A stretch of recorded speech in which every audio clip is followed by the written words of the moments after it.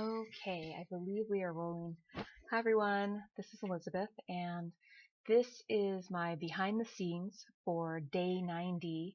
I did my day 90 video in French just a while ago, and I wanted to share what it was like for me. So my friend Jonathan Huggins of Huggins International, he's an English teacher, and he recently gifted me with the book The Power of Habit by Charles Duhigg, and I was reading it concurrently with the Ad One. I'm about 3/4 of the way done. It's a great book, highly recommend it. And it talks about the neuroscience of habits, how our brains create neuropathways that happen automatically, right?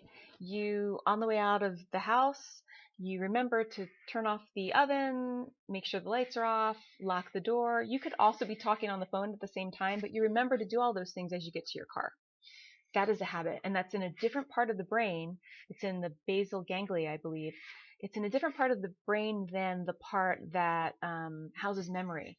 So one of the case studies in The Power of Habit was a neurologist that was studying a patient who had had brain damage due to, I think, a brain infection, and the infection actually nearly surgically destroyed the memory part of his brain. So he could not remember how to get to the kitchen. Like if you said, "Can you please tell me how to get to the kitchen?" He would be like, "I'm not sure." But if he was hungry or he wanted some tea, he would get up, he would walk to the kitchen, make his tea, and come back to the living room. So how was it he couldn't remember how to get to consciously remember how to get to the kitchen, but yet somewhere in his head he knew how to get to the kitchen and make tea?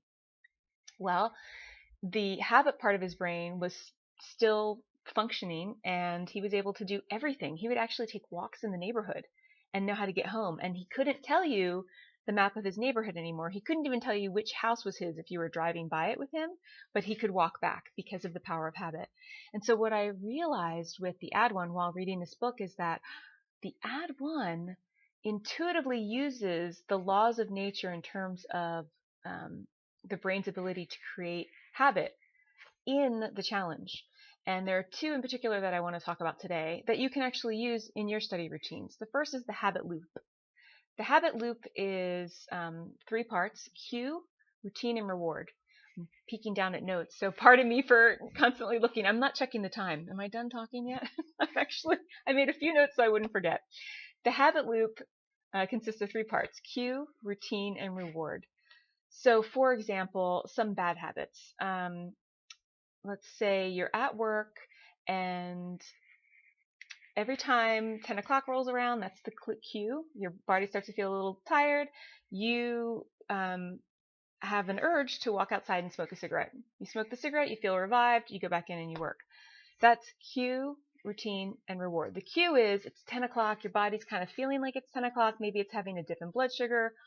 The routine is you go out and have a cigarette. The reward is you feel like you've been given a little boost in your day. You've had a break from thinking, whatever it is. Maybe it's even the community that you smoke outside with.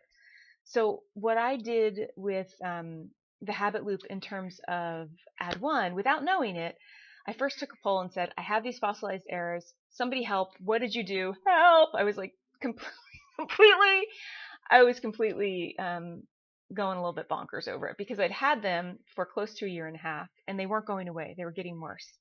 And so after chatting with a number of Ad One challengers, some of whom were polyglots and others who were taking the challenge with me for the first time but had been studying for a while, they gave me a list of how they handled their fossilized errors. And what I did with that list is I created my own habit loop. I didn't know that that's what it was called at the time. So the cue for my habit was brushing my teeth. I brushed my teeth every evening. It was easy to add something into that routine. So the cue was brush my teeth, and then there was like a mini cue, which was the flashcard that I put next to my toothbrush, which had my fossilized errors.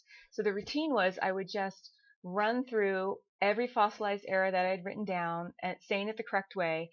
And the reward was, and this is key, the reward was acknowledging that I had completed the task with my dream team and my Ad One online community, because there's like a dream team inside Ad One, and then there's the entire Ad One community. And I really enjoyed speaking with friends like Stacy, who is learning Italian, and Suzanne, who was learning Hebrew. Like, I loved hearing the way that they handle it, and they were not in my dream team. They were not learning French. So where was I? Oh, so the reward actually was acknowledging my mini accomplishment each day. And believe it or not, that gave me just the serotonin hit I needed to continue. The second type of habit that the Ad1 encourages and fosters is the habit of society. That is a fancy way of saying peer pressure. Except instead of making you dye your hair a funny color, or I don't know, pierce your nose, or in the 70s have like orange carpet with avocado couch. I mean, that was peer pressure. People started thinking that looked good, and don't even get me started on bell bottoms. I'm absolutely against them. I'm not against flowy pants, but I am against bell bottoms. But that was the habit of society. It was normal. And then people started kind of craving the color schemes like plaid and orange, or, plaid, black and white, orange, or I don't know, red carpet and black walls. I mean, this happened in the 70s. It's real. So what Ad1 does is it takes that peer pressure, that habit of society, and normalizes language learning. And it has to be your community's expectation. So what I found the first few years that I was studying French without the Ad1 is that I didn't really have a community with the same expectations as me. All of my friends, except for one, all of my friends, my family, the people I worked with, my community, they weren't learning languages. So they thought it was amazing that I could say bonjour. If I tried to talk to them about fossilized errors, their eyes would start to kind of lose focus, and they would almost lose consciousness. I'd have to acupuncture them to wake them up. But when I'm talking to the Ad1 peeps, they actually have the same goal as me, which is a 15-minute conversation I wish it was 30 days, a 15-minute conversation in 3 months, in 90 days. And because we're all working towards the same goal, we all have similar stumbling blocks. For example, day 30 rolls around. I did my day 30 video, and now I'm feeling like, you know what, this language learning thing, it's fun, but I need to take a few weeks off. I'll get back to it. My non-language learning, my non-Ad1 community would be like, go for it. Let's go to the beach. Woohoo! I got a beach ball. I've got some shovels for the sand. And I would be like, okay, let's go. The beach. Yay!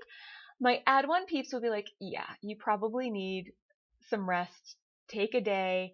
And then why don't you try just watching TV for 20 minutes so that you get your study in without overtaxing your brain? You see the difference? Both are very loving, healthy communities, but they have different goals. One is going to get me to language learning. The other is going to get me to the beach, maybe a tan, which, as you can see, I'm in dire need of, but not necessarily fluent in French. So the habit of society is ideal for language learning. And before Ad1, I had it. I took many hours of scouring Instagram and writing emails to bloggers that I like to create a nice foundation for my language learning community outside of Ad1, but it's not the same because they're not working towards the goal that I'm working towards. Some of them are just dabbling, which I love. I love sharing that, but that's not going to help me when I am in the middle of a 3-month mission where I want to see improvement. I had that community before Ad1, and I did not fix my fossilized errors. As much as I tried, it wasn't happening. So I highly recommend reading The Power of Habit if you're into neuroscience, if you're into creating habits, and if you're listening to this, you probably do want to learn a language. So I welcome trying those two types of habits, or two types of tools for habits, and letting me know how they work for you. I think that's it. Thanks so much, and thanks so much to the Ad1 community for embracing me and my language learning journey and helping me break the barrier of the fossilized errors that I had. They were horrific, and now they are 90% gone. Yay! Bye. I'll see you in the next Ad1 because I'm going to do it in Spanish.